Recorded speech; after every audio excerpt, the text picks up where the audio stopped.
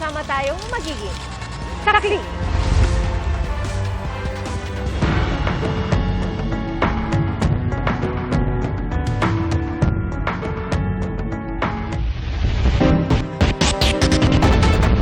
Mga kapuso, nadagdagan pa ang mga lugar na isiinalalim sa state of calamity. Bunsod ng matinding epekto ng habagat at mga bagyo. Kasama na dyan ang mga lungsod ng Malabon, Marikina, Maynila at Las Piñas, pati may Kawayan City at Kaambong sa Bulacan. Gayon din ang mga bayan ng Cainta, Rodriguez at San Mateo sa Rizal, pati Naik, Cavite, Agoncillo, Batangas at Panique, Tarlac. Sa Pangasinan, nadagdag ang Dagupan City at mga bayan ng Calasiao, Lingayen, Malasiki, Santa Barbara at Mangaldan. Sa Visayas, nasa ilalim na rin ng state of calamity ang Cebu City at mga bayan ng Barbasa at Sibaste sa Antique. Base sa pinakuling ulat ng NDRRMC, 7 na ang naitalang nasawi dahil sa epekto ng habagat, bagyong Krising at LPA. Pahirapan ang pagsagip sa isang bata sa Sablayan Occidental, Mindoro.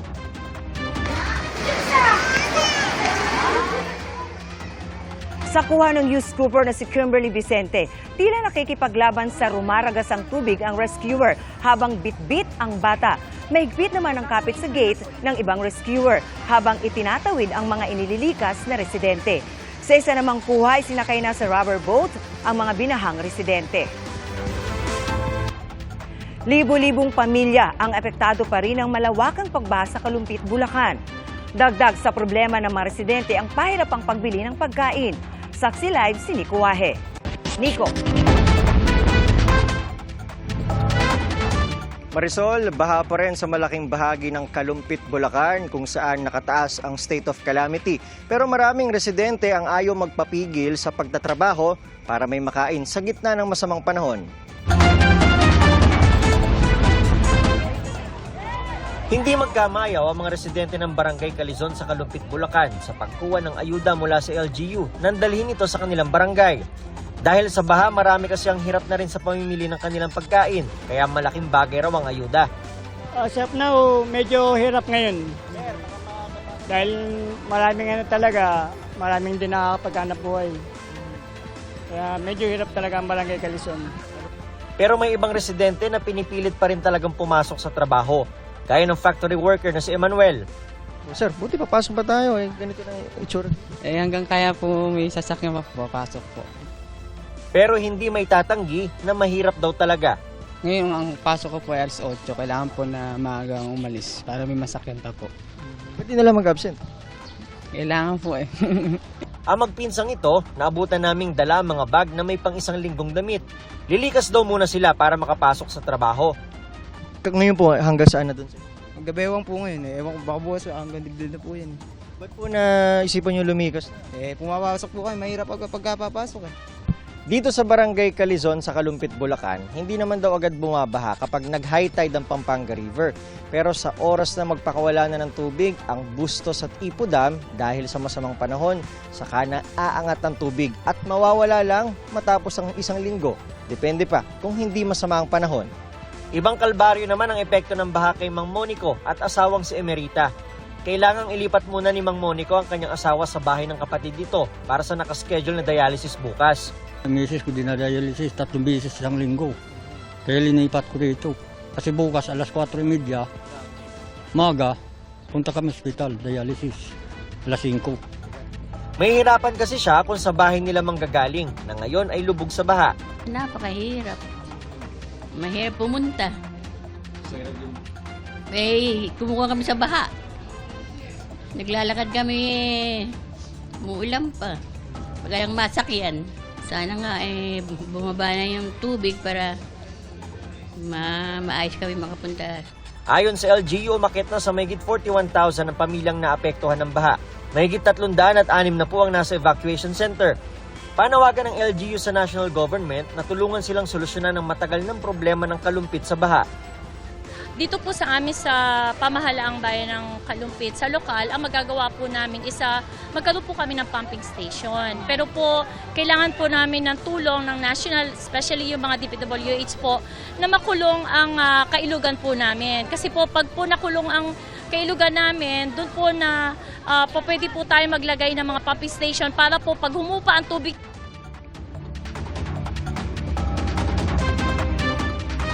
Marisol, patuloy na nakaalerto ang LGU ng Kalumpit dito sa mga nabaha nilang kababayan dahil bukas ay high tide na naman na may taas pa rin na 4.9 meters.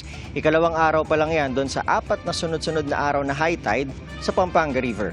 At live mula rito sa Kalumpit, Bulacan para sa GMA Integrated News, ako si Nico Wahe, ang inyong saksi.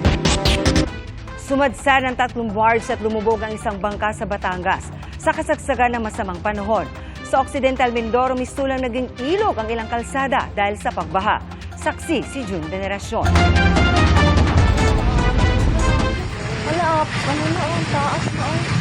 Ramdam ang kaba ng isang motorista nang dumaan sa Pagbahan River sa Mamburao, Occidental Mindoro. Malapit na kasing umapaw ang tubig sa ilog at umabot sa tulay. Halos lamunin na rin ng baha ang ilang bahay at puno. Nagbistulang ilog na rin ang kalsadang yan sa Sitio Lagundian dahil sa pagbaha. Kaya ang ilang residente sumakay na ng bangka. Kasunod naman ang paghampas ng malakas na alon, bumigay ang malaking bahagi ng seawall sa isang purok. Naglagay na muna ang mga otoridad ng toner bags para hindi direktang tumama ang alon sa mga bahay. Lubog din sa baha ang ilang bahagi ng bayan ng Sablayan, kaya nahirapang dubaan ng mga motorista. Halos malubog naman ang ilang pananim sa Abra de Ilog. Ibigay mo yung mga sako, dali, doon muna. Kaya ang ilang magsasaka, pilit nang isinalba ang kanilang mga tanim. Sa baybayin ng Calaca City sa Batangas, sumadsal ang 3 barge na itinulak ng malakas na hangin at alon noong Sabado ng umaga. Para pong lumilindol pa. Asa lakas? Pag nagbabanggaan po, malakas po ang alaw. Sabi ng Philippine Coast Guard, posibleng napatid sa pagkakatali ang mga barge na dumaong sa bayan ng Balayan at napadpad sa Calaca. Nasa maayos na kalagayan ng 21 crew member ng mga barge na may kargang nasa mahigit 4,700 metric tons ng molasses. So, isa sa mga barge ay nakitaan ng leak at may mga tumatagas nga na molasses, pero base sa assessment ng mga eksperto, wala naman daw itong banta sa kalusugan at kalikasan dahil ang molasses ay organic at kusa rin naman daw nawawala. Pero problemado ang mga mangingisda at residente dahil ang lugar na pinagsadsadan ay kanilang pangisdaan. Sir, mga may dulaw, minsan dilis, mga lagid-lid, halos mga mamahalin din sir na isda, kaya malaki epekto sa amin sir. Wala kami nga buhay ngayon, standby na. Pero sa kabila niyan, pinagpapasalamat ng ilang residente na naharang daw ng mga sumadsad na barge ang mga naglalakihang alon. Kung wala pong ganyan, sira na naman po itong marami naman po sisirain siyang mga bahay. Isang bangkang pangisda naman ang lumubog kaninang madaling araw sa dagat malapit sa bayan ng Lian. Nakaligtas ang lahat ng 11 sakay nito. Kwento ni Francis, pagkatapos lumubog ang kanilang bangka, 4 na oras silang tiniis ang matinding lamig at naglalakihang alon, sakay ng mga balsa hanggang makarating sa lupa. Naisip ko baka ito na yung huli. Oo, siyempre. Kasama na yung kaba eh. Kasi hindi namin pero pasalamat na lang kami talaga yung patpad namin. Patabi. Parang binalibag daw ng alon ang kanilang bangka hanggang sa ito ay lumubog. Pahinga muna siguro. First time mo ba na-experience po? Oh, first time. First time yung Milati. Para sa GMA Integrated News, ako si June Veneracion, ang inyong saksi. Hindi pa nakakauwi ang ilang lumikas dahil mataas pa rin ang baha sa ilang lugar sa Valenzuela City. Ang Quezon City government naman magbibigay ng tulong sa mga pamilyang apektado ng landslide sa Barangay Bagong Silangan. Narito ang aking report. Isa-isang initak ng mga lalaking yan ang mga kawayang bumagsak sa 2 nakaparadang sasakyan sa Don Vicente Street, Barangay Bagong Silangan, Quezon City. Naunang nailabas ang SUV, sunod ang taxi. Hindi na raw nahintay ng mga may-ari ng sasakyan ang City Engineer's Office sa kabila ng abiso ng barangay. Wala ma'am, kasi kung antayin pa namin ang City Engineer, babalikan nila daw, kaya may 2 bagyo pa. Pag nagumuho itong bahay, tatabunan na ng lupa ang taxi. Wala naman daw dumating mula sa City Engineer's Office at kailangan nila ang mga sasakyan para makapaghanap buhay. Sa araw-araw po namin na pangangailangan, dito lang po kami umaasa. Ito lang pang inaasahan namin, pinagkukunan ng pangkain namin araw-araw. Alas 6 ng umaga raw kanina nang nabunot ang mga kawayan na nakatanim sa gilid ng bangin dahil sa paglambot ng lupa. Parang humangin lang naman. Tapos, bigla narinig na may bumagsak. Tapos, bumagsak na pala yung kawayan. Tinanim daw ni Dondon ang mga kawayan sa pag-asang mapigilan nito ang pagguho ng lupa. Nasa gilid kasi mismo ng bangin ang kanyang bahay. Wala naman malilipatan. Kung meron lang, bakit hindi? Persahan ng pinalikas ang mga nakatira sa 3 magkakatabing bahay sa gilid ng bangin. Matagal na raw humingi ng tulong ang mga residente para sana mapatayuan ng riprap ang bangin. Lahat ng mga kandidato pupunta dyan. Pinapakita namin, picture lang sila, sukat-sukat. Wala naman nangyayari.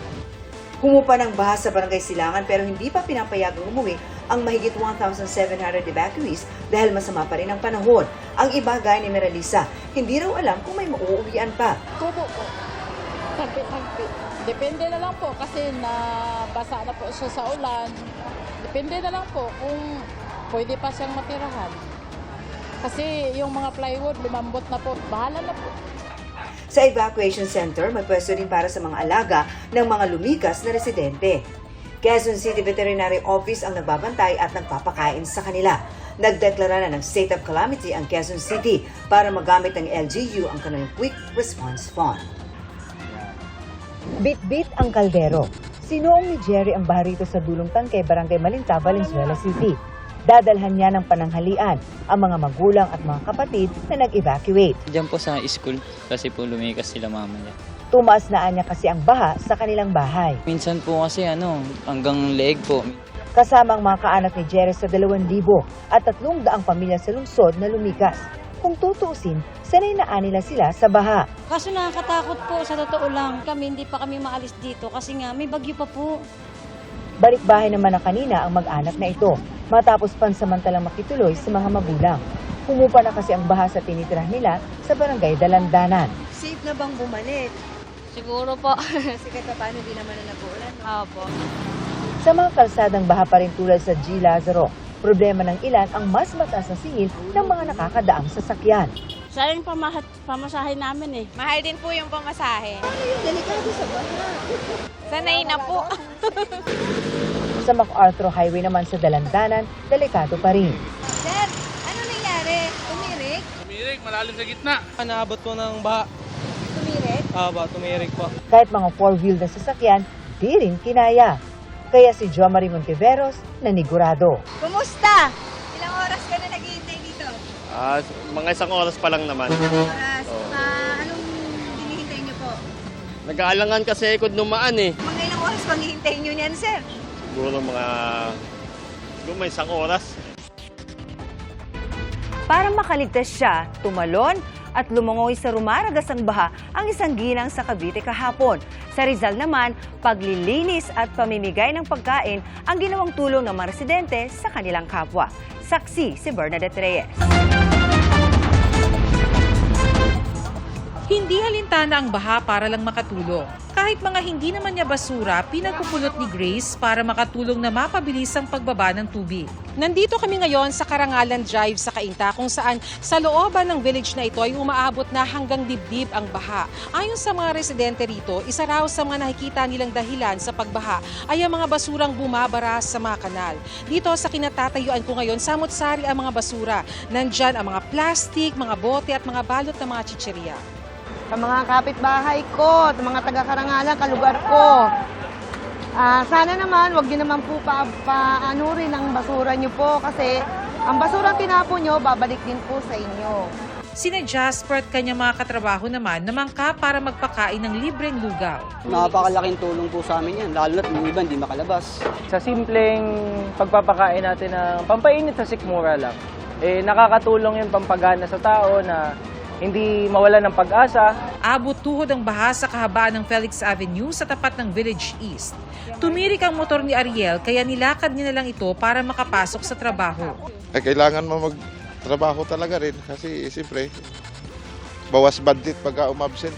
Saka yung kawapalitan ko rin, maano rin siya, maabala rin siya. Ayon sa lokal na pamahalaan, sinasalo ng Cainta ang tubig mula sa ibang mataas na bayan ng Rizal. Nakadagdag pa raw sa problema ang pag-apaw ng Wawada. Pag dumating na yung panahon na yung mataas na ulan galing sa mga bundok, bababa, wala naman sila ibang dadaanan kundi kami. Yung pump stations namin gumagana. We've already put 2 and we're coming up with another 3 before the year ends. Sa Binangonan, pahirapan ang paglilikas sa mga nakatira malapit sa Laguna Lake. Buhat-buhat ng mga rescuer ang mga bata habang naglalakad sa tulay na gawa sa kawayan. Sa bahagi naman ng lawa sa bayan ng Tanay, natagpuan ng mga mangingisda ang ikalawang batang nalunod. Matapos umano silang maligo sa spillway sa bayan ng Morong. Unang natagpuan sa parehong lugar noong Lunes ang labi ng kanyang kaibigan at kapwa 10 taong gulang. Nakilala na siya ng kanyang pamilya. Positively identified na ng pamilya to na yun talaga yung kanilang anak na hinahanap. Sa Bacoor, Cavite, naiyak na ibinahagi ni Emily kung paano siya nakaligtas sa flash flood kahapon. Sa sobrang bilis daw ng pagtaas ng tubig, ang anak lang niya ang nailikas ng rescuer. Nasa trabaho ang asawa ko. Tapos, yung baha po tumaas na. Sabi ko, sana po kami ng tulong. Kasi nga di na po ako makababa sa bahay ko. Wala na ako madaanan. Konti na lang po yung bahay ko. Ganun na, lagpas tao na po. Wala na po akong madaanan. Tumalo na lang po ako papuntang doon sa tubig. Lumangoy po ako kasi inuna ko po yung anak ko. Sabi ni Lola Candelaria, 74 years old, alas 10 na umaga kahapon rumagasa ang baha sa kanilang bahay. Wala na raw siya kung hindi hinagisa ng lubid ng rescuer. Naanod yung lahati ko pero ako dyan, tuloy lang din. Basta sabi nila, kapit lang nanay nang mahigpit ka. Para hindi ka malunod o maanod. Hanggang ngayon po ako po. Nananatili sila sa evacuation center sa barangay Habay 1. Maraming barangay sa Bacoor ang mabilis bahain dahil maraming umaapaw na ilog na konektado sa Manila Bay. Pero kahapon lang daw naranasan ng maraming lugar na umabot ng lagpas tao ang baha. Mas matagal na rin daw ngayon kung humupa ang baha. Sa Noveleta, maraming parte ng National Road ang maghapong baha nang dahil din sa high tide. Sa Cavite Viejo Street sa Kawit, may mga loobang nasa lampas tao pa ang baha. Para sa GMA Integrated News, ako si Bernadette Reyes, ang inyong saksi. Nilipad ng malakas na hangin ang bubong ng ilang bahay sa Iloilo City. Sa Pangasinan, pati ilang evacuation center hindi nakaligtas sa pagbaha. Saksi si Seje Torida ng GMA Regional TV. Lagpas taong baha ang nagpalubog sa ilang lugar sa bayan ng Calasiao sa Pangasinan. Ang mga residente ni-rescue ng mga otoridad mula sa kanilang mga tahanan para dalhin sa evacuation center. Ang mga kalsada, mistulang ilog na. Ayon sa Calasiao MDRRMO, halos hindi na huminto ang tawag ng mga nagpaparescue mula pa kagabi dahil sa paglalim ng tubig. Patuloy rin ang pag-apaw ng Marusay Sinukalan River. Hanggang 6 feet above, lagpas taong tubig baha. Mula po kagabi ay meron po tayong bulk ng rescue operation sa Barangay Mancop at saka sa Barangay Lasip. Sa huling tala ng Calasiao MDRRMO, 21 barangay ang lubog sa baha. Kasabay nito, isinailalim na sa state of calamity ang Calasiao. Malaking tulong daw ito para magamit ang emergency funds ng LGU para sa mga apektadong residente. Sa ngayon, mahigit 10,000 pamilya na ang apektado ng baha at mahigit 80 pamilya ang nananatili sa evacuation center. Idineklara na rin ang state of calamity sa Dagupan City. Malawakan din ang pagbaha sa lungsod. Kaya pinasok na ng tubig maging ang St. John the Evangelist Cathedral. Sabi ng ilang residente, lagpas bewang na baha ang pumasok sa kanilang bahay sa Barangay Pugot Chico. Saan kayo pupunta? Sa Astrodome po. Okay. So mag-evacuate na kayo? Opo. Ano yung dala-dala ninyo? Damit. Kabilang din sa binaha ang Barangay Maluwod kung saan patuloy ang mga rescue operation. Nandito tayo ngayon sa Barangay Maluwod, Dagupan City at sa mga oras na ito, pasado alas 12 ng tanghali, wala tayong nararanasang pagulan pero patuloy na tumataas yung antas ng baha sa ating kinaroroonan. Ito na po yung mga tubig na galing sa mga umapaw na kailugan sa kalapit bayan. Sa tala ng Dagupan City RRMO, kaninang alas 4 ng hapon, mahigit 300 pamilya na ang nananatili sa mga evacuation center sa lungsod tulad sa People's Astrodome. Di pa kabilang dyan ang mga inilikas ngayong araw. Pero kahit ang mga evacuation center, binabaha na rin. Sa buong probinsya naman ng Pangasinan, umabot na sa mahigit 700 ang mga pamilya na nasa mga evacuation center. Ayon sa Pangasinan PDRRMO, may mahigit 900 pang pamilya na lumikas at nananatili sa iba pang lugar. Problema rin ang baha sa Iloilo. Sa Barangay Taft North, Mandurriao sa Iloilo City, 8 pamilya ang lumikas muna sa makeshift evacuation center. Pobrali nga din ni Kapo. Kung nga dalawa yung pingagoy lang tutok kung sa barangayol. Iniinda na rin ng mga residente ang epekto ng baha sa kanilang kita. Pigado, gitang bakla na kay gaba kasi man ulan man. Wala gawa tao, way gana gawa bintanay. San baba kon mo ita to kwarta? Kaya bigado gid. Ayon sa Iloilo City DRRMO, halos 80 barangay ang pinaha sa lungsod. Mahigit 800 individual na ang nananatili sa evacuation center. Sa Barangay San Isidro sa bayan ng Haro, ilang bubong na ang nilipad dahil sa malakas na hangin. May mga puno namang natumba sa Barangay Santa Cruz sa Arevalo. Para sa GMA Integrated News, CJ Torida ng GMA Regional TV, ang inyong saksi. Bangkay na matagpuan sa Bulacan ang babaeng pasahero ng SUV na nahulog sa sapa sa Caloocan. Saksi si Chino Gaston. Pasado alas 2 ng hapon nang matagpuan sa katubigan ng Barangay Taliptip sa Bulacan, Bulacan ang labi ng isang babae na nakaasul na pantalon at pulang t-shirt. Agad itong nakilala ng kanyang mga kaanak na si Rebecca Andrade base sa suot nitong kwintas. Siya ang may-ari at isa sa 2 sakay ng SUV na nakitang tinangay papuntang Sapa sa Camarin North, Caloocan sa kasagsagan ng malakas na ulan noong Lunes ng gabi.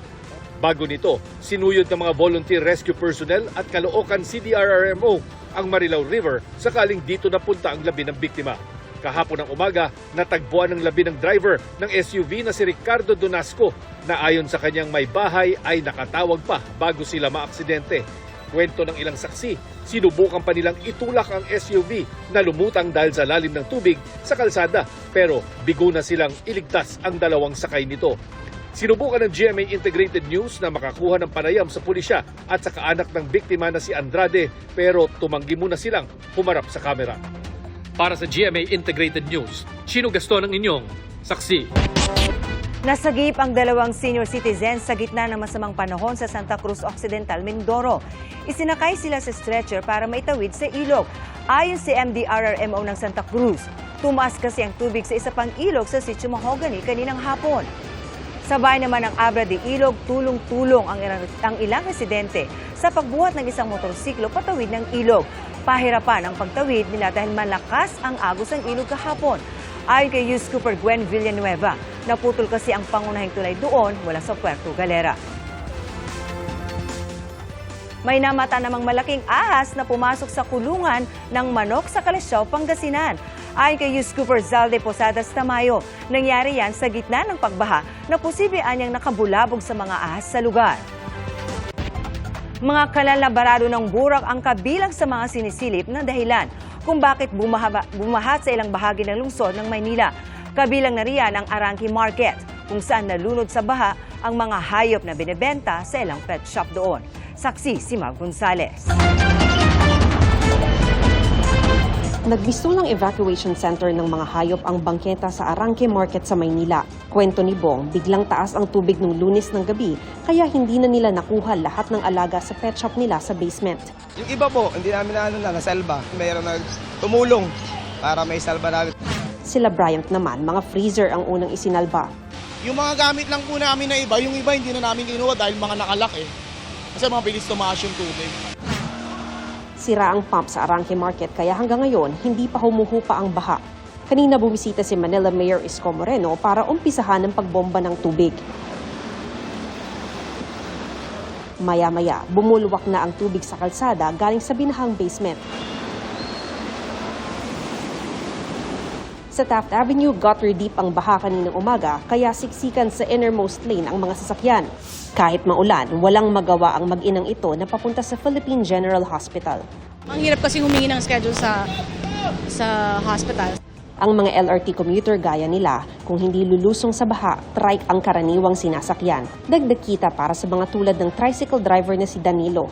Hindi ako nagagandahan dahil maraming naaabala sa mga pumapasok ng trabaho, kawawa naman sila. Yung ibang mga kasamang tricycle boy, nagagandahan sila dahil malaki ang kita nila. Para makatulong na bumaba yung baha, binuksan na nila yung isang sewer dito sa may Taft Avenue. para daw dyan papasok yung tubig. Yung mga nandun naman na taga MMDA, ang ginagawa naman nila, i-declog nila, tatanggalin nila yung mga basura, binubuksan yung manhole. Kanina raw dito sa isa, ayan, 2 sako ng basura na yung nakuha nila. At yan yung isa sa mga dahilan kaya bumabaha dito. Sako-sakong burak ang nakuha sa mga drainage system. Yung higop, burak. Pag binugahan namin, burak din lalabas. Nahakot namin yung basura about 3 weeks ago. In a short period of time, talagang kung nangyari, malamang lahat yan lumulutang ngayon. At makikita mo, sa Maynila, kahit saan ka magpunta, may makikita kang baha, pero wala kang makitang basurang lumulutang. Samantala, kanina namigay naman ng relief goods sa mga nakatira sa ilalim ng tulay malapit sa Malacanang si First Lady Liza Araneta Marcos. Para sa GMA Integrated News, ako si Mav Gonzalez, ang inyong saksi. Mahigit 300 milyong piso ng inisyal na halaga ng mga nasirang pananim sa bansa dahil sa nagpapatuloy na masamang panahon. Kabilang sa mga napinsala ang mga pananim na palay. Saksi si Dano Tingkuko. Grabe o, nakikipaghabulan talaga kami. Sa San Vicente, Abra de Ilog, Occidental Mindoro, may mga magsasakang nagkukumahog para isalba ang kanilang pananim. Tumaas na kasi ang tubig sa palayan. Bigla talaga yung lakas ng ulan. Grabe. Yun na, naglulusaw na.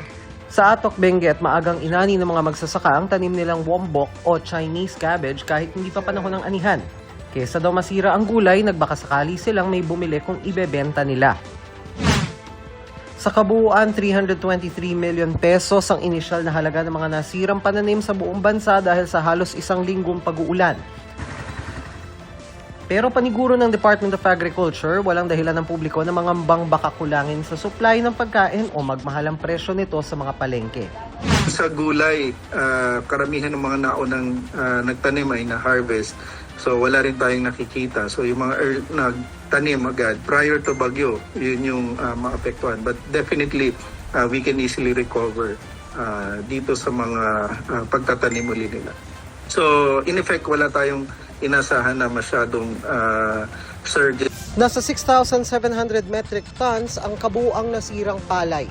Pero paliwanag ng DA, nasa loob ito ng nakaproject na palay kada taong pwedeng masira o mawala bunsod ng mga bagyo.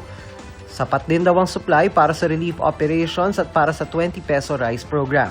Yung stocks din ni NFA ngayon nasa 450,000 plus metric tons. So more than 9 billion bags yan na ginagamit for relief and for P20 program natin. So we have enough supply for calamity relief efforts plus yung sa P20 program natin.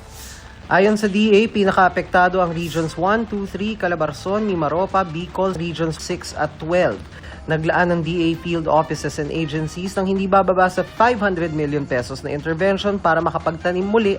Iba pa yan sa nasa 400 million pesos naman na inilaang pautang sa mga magsasaka. Para sa GMA Integrated News, ako si Dano Tingkuko, ang inyong saksi. 2 bagyo na ang humahatak at pinalalakas ang habagat. Ang bagyong Dante huling namataan, 790 kilometers east-northeast ng Itbayat, Batanes. Northwest ang galaw nito sa bilis na 15 kilometers per hour. Ang bagyong Emong naman, huling namataan 165 kilometers sa kanluran ng Sinait, Ilocos Sur. Southwest ang kilos nito sa bilis na 15 kilometers per hour. Patuloy na palalakasin ng 2 bagyo ang habagat na magdadala pa rin ng maulang panahon. Bukod sa habagat at 2 bagyo sa loob ng PAR, meron ding sama ng panahon sa labas na mataas din ang tsansa maging bagyo. Pero ayon sa Pag-asa, pahilaga ang galaw nito at hindi tutumbukin ang Pilipinas. Napababa ng 1 percentage point ang taripa na ipapataw sa mga produkto ng Pilipinas na for export sa Amerika. Kasunod ito ng pulong ni na Pangulong Bongbong Marcos at US President Donald Trump. Saksi si Sandra Aguinaldo. Si US President Donald Trump ang sumalubong kay Pangulong Bongbong Marcos pagdating sa White House. May patikim din si Trump sa pagpupulungan bago pa man sila magsimula. I just want to say it's an honor to have you. We're going to talk about trade today and we do a lot of business with you. Thank you very much, Mr. President. Of course, we're all very happy to be here to once again reaffirm the very strong ties between the Philippines and the United States, ties that go back over 100 years. Matapos ang pulong, agad na inilabas ni Trump sa social media ang napagkasunduan. 19% aniya ang taripang babayaran para sa mga i-export ng Pilipinas sa Amerika. Mas mababayad sa 20% na orihinal na planong ipataw sana simula ngayong Agosto. Sabi pa ni Trump, tuluyang bubuksan ang merkado ng Pilipinas at hindi papatawa ng kahit anong taripa ang mga produkto ng Amerika na ipinapasok sa Pilipinas. Gayunman, nilinaw ni Pangulong Marcos na para lang sa piling sektor ang zero tariff na binanggit ni Trump sa kanyang post. There were certain markets that they were asked to be open that are presently in this right now are not open. The major areas that he said were automobiles, because we have a tariff on American automobiles. We will open that market. Ibig sabihin, wala nang taripang ipapataw sa mga kotseng in-import mula sa Amerika. Lalakihan din ng Pilipinas ang dami ng ini-import na produkto. The other side of that is an increased importation from the United States for soy products, wheat products, and pharma, actually, medicines, para makamura naman yung maging mas mura yung gamot natin. Tanong sa Pangulo, hindi kaya lugi ang Pilipinas dito? That's how negotiations go. We managed to bring down the 20% tariff rate for the Philippines to 19. Now, 1% might seem like a very small concession. However, when you put it in real terms, it is a significant achievement. Tinawag din ni Trump ang Pangulo na very good and tough negotiator. Tinalakay rin sa meeting ang defense and security. He was very inquisitive about the situation in our country, what are the threats that we have to worry about, and how are the other countries around ASEAN, Asia Pacific reacting to what's going on in West Philippine Sea, including the status of the different militaries around the area. We covered a great deal of ground. Tinanong ng media si Marcos kung paano niya babalansehin ang ugnayan niya sa Amerika at China. There is no need, in a sense, to balance, as you characterize it, to balance our relationship within the United States and China, simply because our foreign policy is an independent one, and we are essentially concerned with the defense of our territory and the exercise of our sovereign rights. And I don't mind if he gets along with China, because we're getting along with China very well, because I think he has to do what's right for his country. I've always said, make the Philippines great again, do whatever you need to do. Kaugnay naman sa planong magtayo ng pasilidad para sa produksyon ng mga armas sa dating base militar ng Amerika sa Subic, sabi ni Trump mahalaga ito sa dalawang bansa. Very important, otherwise we need ammunition. We're going to end up in a few months, we'll have more ammunition than any country has ever had. The United States is assisting the Philippines in what we call our self-reliance defense program, which is to allow us to be self-reliant and to be able to stand our own 2 feet, whatever the circumstances that occur in the future. Sa kanilang meeting, formal na ring inimbita ni Marcos si Trump na bumisita sa Pilipinas. When are you coming to the Philippines, sir? Soon. For the ASEAN? Mula dito sa Washington, D.C. Para sa GMA Integrated News, Sandra Aguinaldo, ang inyong saksi. 3 dam sa Luzon ang nagpapakawala ng tubig. Base sa datos ng Pag-asa sa 8 a.m. kanina, isang gate ng Ipo Dam sa Bulacan ang nakabukas. 3 gate naman ang nakabukas sa Ambuklaw Dam, habang 2 sa Binga Dam. Pareho yang nasa Benguet. Patuloy ring binabantayan ang antas ng tubig sa iba pang dam.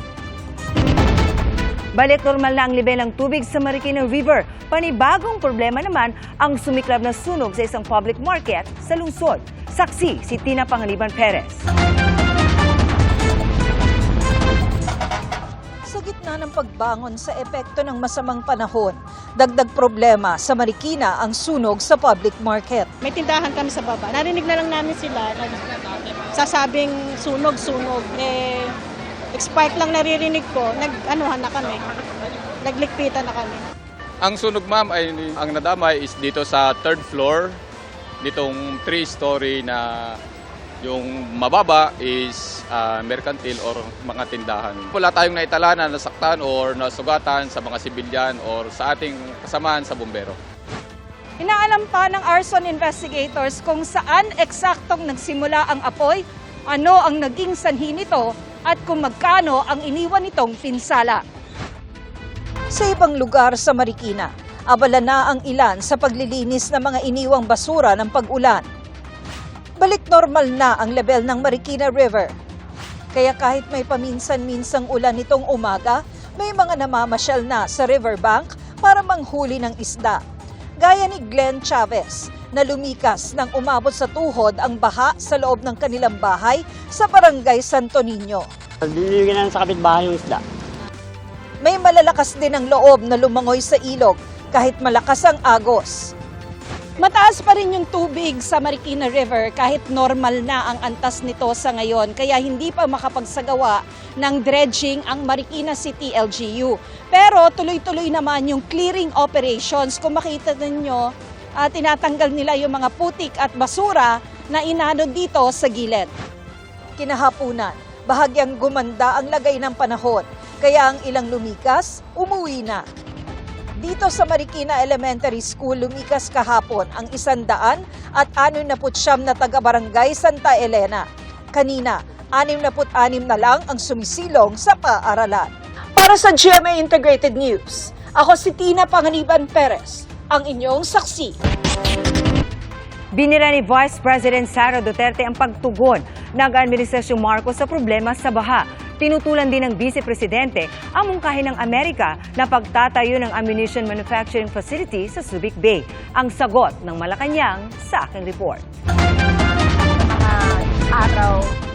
Sa isang interview sa The Hague, Netherlands, naghayag ng pagtutol si Vice President Sara Duterte sa iminumungkahi ng Amerika na pagtatayo ng ammunition manufacturing facility sa Subic Bay sa Zambales. Sabi ng bise, walang independent foreign policy ang Pilipinas kung iisang bansa ang kinikilingan nito. Ang nakalagay sa ating saligang batas, no, na meron tayong dapat independent foreign policy. Kung yung ginagawa ng gobyerno ay kumpiling sa iisang bansa lang, ibig sabihin nun, wala na tayong true independent policy. Ang mungkahing ammunitions facility, bahagi ng Defense Cooperation ng Amerika at Pilipinas sa ilalim ng Enhanced Cooperation Agreement o EDCA. Ang sabi ni Pangulong Marcos, makakatulong daw yun sa pagiging self-reliant ng Pilipinas pagdating sa depensa. The United States is assisting the Philippines in what we call our self-reliance defense program, which is to allow us to be self-reliant and to be able to stand on our own 2 feet. Binatikos din ni Duterte ang pagtugon ng Administrasyong Marcos sa problema ng mga pagbaha. Kabilang ang mungkahi ng Pangulo na ipunin ang floodwater para magamit sa tagtuyot. Ipunin po natin lahat, tapos i-deliver po natin sa Malacanang para po may mainom siya. Sabi ng palasyo, nakapagtataka raw na tila hindi alam ng bise ang Republic Act 6716 o Act providing for the construction of water wells, rainwater collectors, development of spring and rehabilitation of existing water wells in all barangays in the Philippines. Kinutya niya ang suwestyon na ito ng Pangulo na ipunin ang tubig ulan.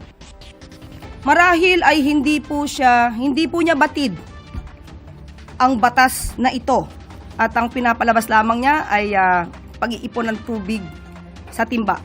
Pagdidiin ng palasyo, may direktiba ang Pangulo gaya ng mga libreng sakay at paghahanda ng food packs para sa mga naaapektuhan ng bagyong Krising. Hindi naman po talaga malalaman marahil ni Vice Presidente kung ano po ang pag-prepare ng administrasyon patungkol po dito sa bagyong Krising dahil wala po siya sa bansa at nagbabakasyon siya sa The Hague. Hiningan namin ng reaksyon dito ang bise. Matapos ng 2 araw, natagpuan na ang nakatakas na sawa sa San Fernando, Cebu. Tulong-tulong na binitbit ang sawa na nasa 16 na talampakan ng haba. Natagpuan ito sa ng tauhan ng DNR, di kalayuan mula sa bahay ng nag-aalaga sa sawa kaninang umaga. Masaya ang may-ari ng ahas na hindi sinaktan ang kanyang alaga na 10 taon na rin niyang inaalagaan. Giit ng may-ari, paiigtingin nila ang pagbabantay sa sawa para hindi maulit ang nangyari. Pero wala raw permit ang may-ari kaya inirekomenda ng LGU ng Cebu na i-turn over ang sawa sa DNR. Maglalabas ng Revised Calamity Loan Program ang Social Security System o SSS. Ibababa ang interest sa 7% mula sa dating 10%. Layo nitong tulungan ang mga miyembrong nasa ilalim ng State of Calamity.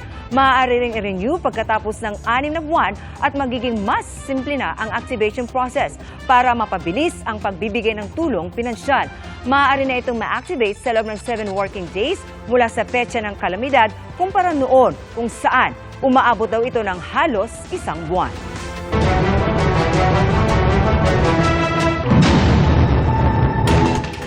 Bago sa saksi, pinagbigyan ng International Criminal Court o ICC Pretrial Chamber ang hiling ni dating Pangulong Rodrigo Duterte na ipagpaliban ng paglalabas ito ng desisyon kaugnay sa naunang hiling na interim release ng dating Pangulo. Nitong Hunyo, nagpahayag ng pagtutol sa interim release ang prosekusyon at Office of Public Counsel for Victims.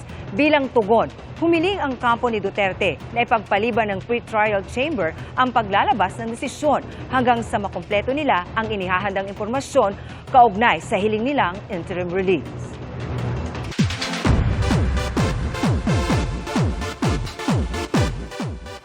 From pambansang Ginoo to pambansang third wheel mode si David Licauco sa kanyang best friend na si Dustin Yu at kaduo nitong si Bianca De Vera. Ibinahagi niya ang picture ng dalawa with caption, "Mahirap pala mag-third wheel." Pero sa isa pang plot twist, siguradong di third wheel si David. Humanda ng Warda fans dahil si David may special appearance sa GMA Prime series na Beauty Empire, kung saan isa sa mga bida si Barbie Forteza. It's been 7 months since I last acted, which makes me excited actually. And also, obviously, I'm working with Barbie again. At least kasama ko siya dito, even just for a day. Napag-usapan na namin to, syempre. Matagal na eh. Actually, matagal na siya dapat pumasok. Pero yun, finally, okay din na ngayon siya pumasok dahil like bumibigat na rin yung mga eksena namin. So, perfect timing. Salamat sa inyong pagsaksi. Sa ngalan ni PR Arcangel, ako si Marisol Abduraman para sa mas malaking misyon at mas malawak na paglilingkod sa bayan mula sa GMA Integrated News, ang News Authority ng Pilipino. Hanggang bukas, sama-sama tayong magiging saksi.